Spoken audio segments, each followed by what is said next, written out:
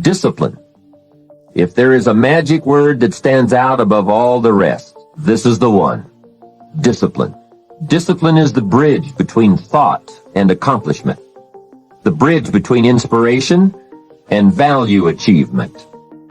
The bridge between necessity and productivity. Remember, all good things are upstream. The passing of time takes us a-drifting, and drifting only brings us the negative, the disastrous, the disappointment, and the failure. Failure is not a cataclysmic event. It is not generally the result of one major incident, but rather a long list of accumulated little failings. Failing in life is failing to think today, failing to act today, failing to care, to strive, to climb, to learn, to keep trying day by day. If your goal requires that you write 10 letters today and you write only 3, you are down 7 letters. If you want to make 5 calls and you only make 1, you are down 4 on calls.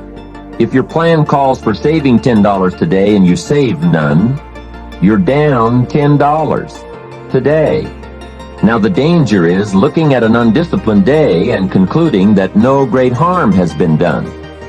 It doesn't seem like such a bad day.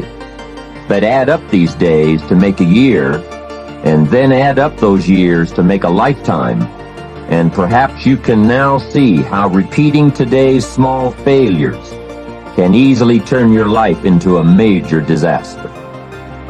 Success, on the other hand, is just the same process in reverse. If you plan to make 10 calls, and you end the day making 15, now you're up 5 calls. If you then get up a few on letters, move up the savings numbers, you can see what a massive difference it could make in a year, and what wealth and accomplishment awaits for a lifetime. Discipline is like a set of magic keys that unlocks all the doors of wealth, happiness, sophistication, culture, high self-esteem, pride, joy, accomplishment, satisfaction, and success. The first key to discipline is awareness of the need for and the value of discipline, and especially the discipline to make the changes. What will it take? What must I do? And what must I become to get all I want from my life?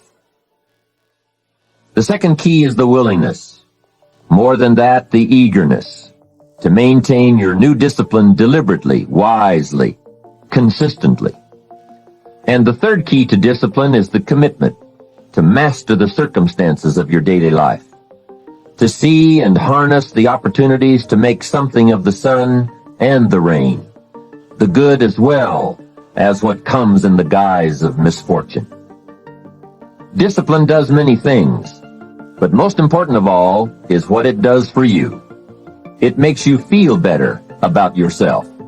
Even the smallest discipline can have an incredible effect on your attitude. And the good feeling you get, that surging feeling of self-worth that comes from starting a new discipline, is almost as good as the feeling that comes from the accomplishment of the discipline. Second, a new discipline immediately alters your life direction. You don't change destinations immediately. That is yet to come. But you can change direction immediately. And direction is very important. Third, discipline cooperates with nature. Everything strives. It is a common life function. How tall will a tree grow? As tall as it can. Everything strives to become all it can possibly be, and that striving to become is what discipline is all about. Disciplining ourselves to fulfill our natural potential to become all that we can be. And finally, discipline attracts opportunity. Opportunity is always looking for ambition and skill in action. Discipline taps the unlimited power of commitment. The human will in action, driven by inspiration, enticed by desire, tempered by reason, guided by intelligence, can bring you to that high and lofty place called the good life. Discipline, Those unique steps of intelligent thought and activity that put a lid on temper and a faucet on courtesy, that develop positive and control negative, that encourage success and deter failure, that design lifestyle and control frustration, that enhance health and curb sickness, that promote happiness and manage sadness. Discipline, the start and the continuing process that brings all good things. And remember, anyone can start the process. It's not if I could, I would. It's if I would, I could. If I will, I can. So start the new process. You can begin a new habit no matter how small it is. Small isn't important. Whether or not you start and whether or not you continue are all that is important. And don't be deluded by an affirmation. Only affirm what you are truly prepared to do.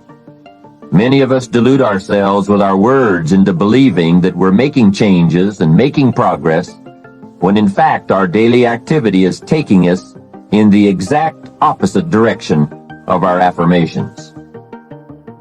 Why would you walk in the opposite direction of your dreams?